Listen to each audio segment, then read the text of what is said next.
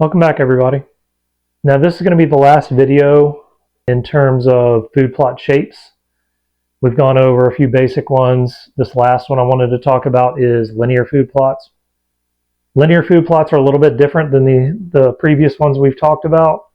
They're good for using existing roads, power lines, or even if, let's say you're on a lease or permission property, maybe you don't have the ability to cut trees and create your own food plots the way that you would want to.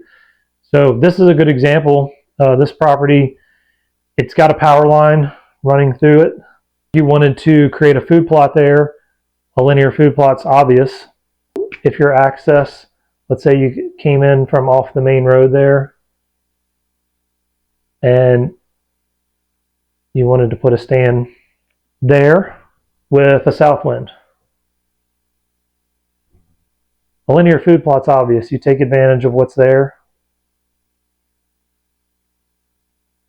Turn this all into food plot.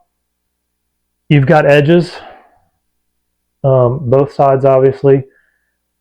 So the deer are likely to walk the edges in some cases towards your stand or on this side. But they'll pop out. Sometimes they may even walk in the plot itself.